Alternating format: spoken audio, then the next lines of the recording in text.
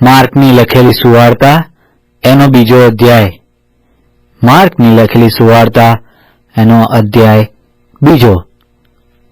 અને કેટલાક દિવસ પછી તે ફરી કફરનહૂમમાં ગયો. ત્યારે એવી ચર્ચા ફેલાઈ કે તે ઘરમાં છે, અને એટલા બધા લોકો એકઠા થયા કે દરવાજા પાસે પણ જગા નહોતી. અને તે તેઓને વાત સંભળાવતો હતો. અને 4 માણસોએ ઊંચકેલા એક પક્ષઘાતીને તેઓ તેની પાસે લાવ્યા, પણ ભીડને લીધે તેઓ તેની પાસે આવી ન શક્યા.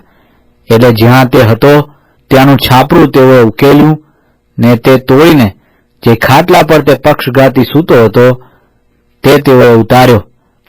અને ઈસુ તેઓનો વિશ્વાસ જોઈને પક્ષઘાતીને કહે છે કે, દીકરા, તારા પાપ માફ થયા છે. પણ કેટલાક શાસ્ત્રીઓ ત્યાં બેઠા હતા. તેઓ પોતાના હૃદયોમાં વિચારતા હતા કે આ માણસ આવી રીતે કેમ બોલે છે? એ તો દુર્ભાષણ કરે છે.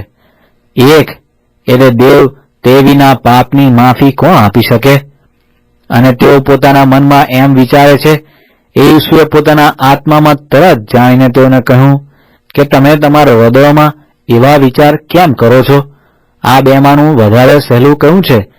એટલે પક્ષઘાતીને એમ કહ્યું કે તારા પાપ તને માફ થયા છે, અથવા એમ કહેવું કે ઉઠ ને તારો ખાટલો ઊંચકીને ચાલ?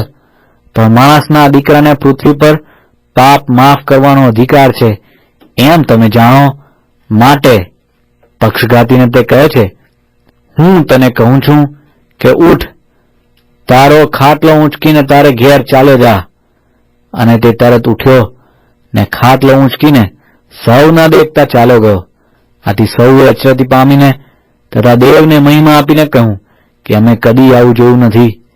અને તે ફરી સમુદ્રને કાંઠે ગયો, અને બધા લોક તેની પાસે આવ્યા, ને તેણે તેઓને બોધ કર્યો. અને રસ્તે જતા ત્યાં અલ્ફીના દીકરા લેવીને દાણની ચોકી પર બેઠેલો જોયો. અને તે તેને કહે છે કે મારી પાછળ ચાલ. અને તે ઉઠીને તેની પાછળ ચાલ્યો.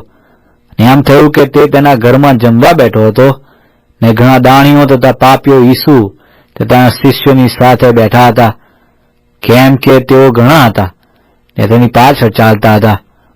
અને શાસ્ત્રીઓએ તથા ફરોશીઓએ તેના દાણીઓની તથા પાપીઓની જોડે જમતો જોઈને તેના શિષ્યોને કહ્યું કે એ તો દાણીઓની તથા પાપીઓની જોડે ખાય છે ને પીએ છે. અને ઈસુ એ સાંભળીને તેઓને કહે છે કે જેઓ સાજા છે તેઓને વૈદ્યની અગત્ય નથી, પણ જેઓ માંદા છે તેઓને છે. હું ન્યાયીઓને નહીં પણ પાપીઓને બોલાવવા આવ્યો છું. અને યોહાનના તથા ફરોશીઓના શિષ્યો ઉપવાસ કરતા હતા. અને તેઓ આવીને તેને કહે છે કે યોહાનના તથા ફરોશીઓના શિષ્યો ઉપવાસ કરે છે, પણ તારા શિષ્યો ઉપવાસ નથી કરતા. એનું શું કારણ? અને ઈસુએ તેઓને કહ્યું કે વર જાનેવાની સાથે હોય ત્યાં સુધી શું તેઓ ઉપવાસ કરી શકે?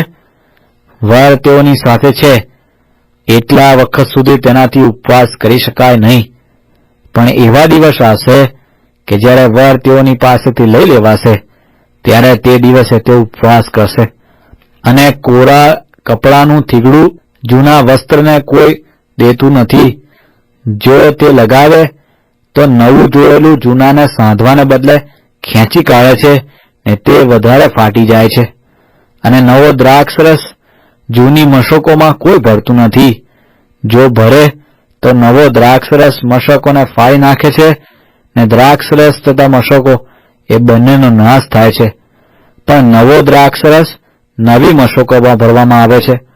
અને એમ થયું કે વિશ્રામવારે તે દાણાના ખેતરોમાં થઈને જતો હતો. અને તેના શિષ્યો ચાલતા ચાલતા કણસલા તોડતા હતા. અને ફરોશીઓએ તેને કહ્યું કે જો વિશ્રામવારે જે ઉચિત નથી તે તેઓ કેમ કરે છે? અને તેણે તેઓને કહ્યું કે દાઉદને અગત્ય હતી ને તે તથા તેના સાથીઓ ભૂખ્યા હતા ત્યારે તેણે શું કર્યું એ તમે કદી નથી વાંચ્યું? એટલે અબ્યાથાર મુખ્ય યાજક હતો ત્યારે દેવના ઘરમાં બેસીને ઝેરપેલી રોટલીઓ યાજકો સિવાય કોઈને ખાવાને ઉચિત નથી તે તેણે ખાધી, તેમજ તેના સાથીઓને પણ આપી. અને તેણે કહ્યું કે વિશ્રામવાર માણસોને અર્થે થયો, માણસ વિશ્રામવારને અર્થે નહીં, માટે માણસનો દીકરો વિશ્રામવારનો પણ પ્રભુ છે.